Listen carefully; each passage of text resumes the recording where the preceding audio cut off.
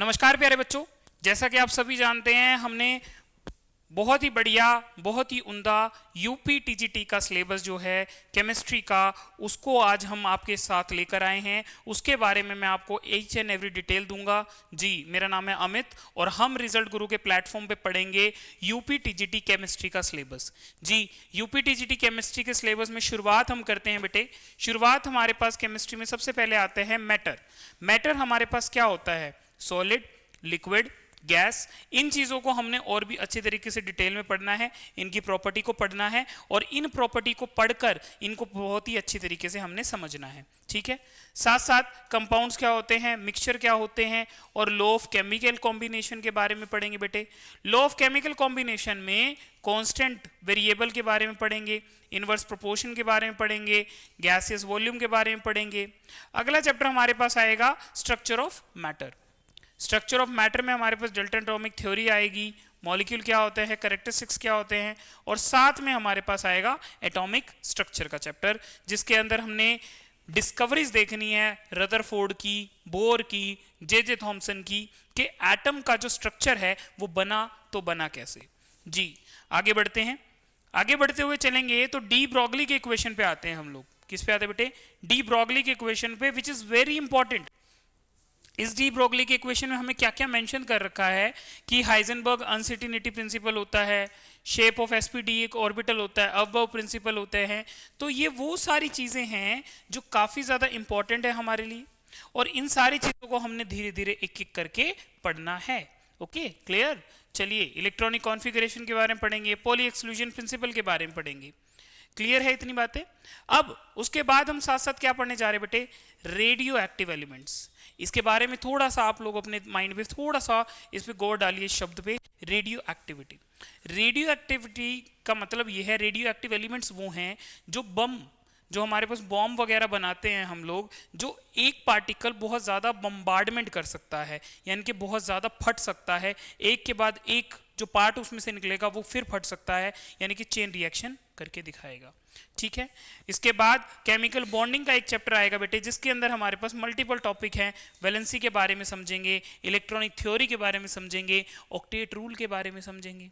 ठीक है, आप ध्यान देंगे इस पूरी पीडीएफ में मैंने साथ में हिंदी में भी लिखा है बेटे। हर चीज का कारण होता है। हिंदी में लिखने का कारण है, ये जो क्लास हम आपकी लेंगे यूपी टीजीटी साइंस के लिए, उसके अंदर जो भाषा, जिस भाषा को हमने यूज करना है वो भाषा होगी बायलिंगुअल, यानी कि हिंदी भी और इंग्लिश भी, दोनों की दोनों लैंग्वेज में मैं आपको पढ़ाऊंगा। और हमारा जो मेन टारगेट होगा, सब्जेक्ट के हर एक बात को समझना होगा और हर एक बात को क्लियरली दिमाग में डालना होगा, ना कि हमने भाषा की बात करनी है। देखो, भाषा सिर्फ और सिर्फ एक मीडियम है, लेकिन मेन जो हमारा टारगेट है वो है समझना। अगर आप मतलब समझ गए तो भाषा फिर हमारे लिए इतने मायने नहीं रखेगी। ठीक है, तो अब आपको मैं पहले ही बता दूं, मैं हर एक चीज को बहुत ही अच्छे से एक्सप्लेन करूंगा। ठीक है, चलिए आगे बढ़ते हैं। आगे बढ़ते हुए चलेंगे तो आपके पास जो अगली बात आएगी, उन्हीं के अंदर, उन्हीं चैप्टर्स के अंदर वीबीटी थ्योरी आएगी, शेप्स आएगी। फिर आते हैं हमारा ऑर्गेनिक का कुछ पार्ट आएगा, reactions, symbol, ion, formula, chemical changes, differences. ये देखिए टाइप्स ऑफ केमिकल रिएक्शन जो ऑर्गेनिक में आप पढ़ते हो, डिस्प्लेसमेंट होगी, डिसोसिएशन होगी, डिकम्पोजिशन होगी, एक्सोथर्मिक होगी। ठीक है, तो बेटे ये सारी चीजें आपकी आएगी। साथ में हम लोग एडिशनल जो पढ़ने जा रहे हैं, इलेक्ट्रोकेमिकल। इलेक्ट्रोकेमिकल का मतलब क्या है कि केमिकल से इलेक्ट्रिकल में चेंज होना। ठीक है, काफी इंपॉर्टेंट है हमारे लिए और ये हमारे बहुत ज्यादा काम आने वाला है। ठीक है, इसके अंदर ड्राई सेल पढ़ोगे, लेड स्टोरेज बैटरी, जो कि इन्वर्टर की बैटरी होती है बेटे, जो घर में आप लोग यूज भी करते हो। ठीक है, चलो जी, आगे की बात हम करें तो पीरियोडिक क्लासिफिकेशन ऑफ एलिमेंट आ जाती है। क्या आ जाती है बेटे? Periodic classification of elements. इसके अंदर आप क्या क्या देखोगे पीरियोडिक क्लासिफिकेशन ऑफ एलिमेंट्स में? किस तरीके से पीरियोडिकली क्लासिफाई किया हुआ है चीजों को, किस तरीके से पीरियोडिकली क्लासिफाई किया हुआ है चीजों को। यानी कि देखिए, अगर मैं बात करूं, मेरे पास 118 एलिमेंट्स हैं, 118। क्या 118 एलिमेंट आप याद कर सकते हैं, समझ सकते हैं? लेकिन अगर मैं उनकी कोई ट्रिक आपको बता दूं, मैं कोई ट्रेंड बता दूं कि हाँ बेटे ये ऐसा है, इसके जैसा वो चीज़ होगी, तो बेटे आपको काफ़ी कम समय में आप बहुत ही बढ़िया तरीके से वो पूरी टेबल को लर्न कर जाएंगे। तो सेम हमारे पास ये होगा, यदि हम उसकी सारी प्रॉपर्टी के पहले तो हमें सबसे पहले ये जानना होगा किस किस साइंटिस्ट ने वो प्रॉपर्टी दी थी। तो हमारे पास 3 साइंटिस्ट आए थे। पहला साइंटिस्ट का नाम था डॉबरनेर, दूसरे साइंटिस्ट का नाम था न्यूलैंड, तीसरे साइंटिस्ट का नाम था बेटे मेंडलीव। तो ये कुछ साइंटिस्ट हैं प्रसिद्ध जिन्होंने पहले थ्योरी दी।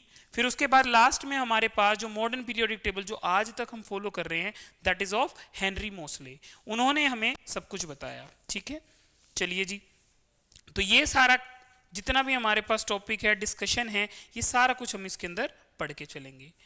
आगे बढ़ते हैं। जनरल ऑर्गेनिक केमिस्ट्री, जो कि हमारे पास जान है हमारे इसकी जनरल ऑर्गेनिक केमिस्ट्री बेटे, जिसको हमने बहुत ही अच्छी तरीके से समझना है। बेसिक ऑर्गेनिक हमारी इसमें ही खत्म हो जाएगी। इंडक्टिव इफेक्ट हो गया, mesomeric effect, hyper conjugation, basic जो हमारी ऑर्गेनिक होगी ना, जो आपने पीजीटी के लिए, मान लो कोई भी आप में से होगा जो पीजीटी के लिए पढ़ना चाह रहा है, तो पीजीटी का जो बेस होता है, जो हमने पहले समझना है, वो टीजीटी के इस सिलेबस से होकर गुजरता है। तो आपने पीजीटी जब भी करने का आप सोचो तो टीजीटी के सिलेबस से तो आपने गो थ्रू होना है। तो वो टीजीटी का सिलेबस ये है हमारे पास। ठीक है, चलिए जी आगे बढ़ते हैं। आगे बढ़ते हुए अब हमारे पास जो अंत में आता है, इसी के अंदर ऑर्गेनिक का जो पार्ट आता है, आइसोमरिज्म आता है और मेथड ऑफ प्रिपरेशन आता है। आइसोमरिज्म बेटे उसे कहते हैं, आइसोमर से क्या समझते हो आप? आइसो का मतलब होता है सेम, और ये जो मरिज्म है फॉर्मेशन है किसकी? जिसका स्ट्रक्चर जो हो वो हमारे पास डिफरेंट मिले, फॉर्मूला सेम मिले।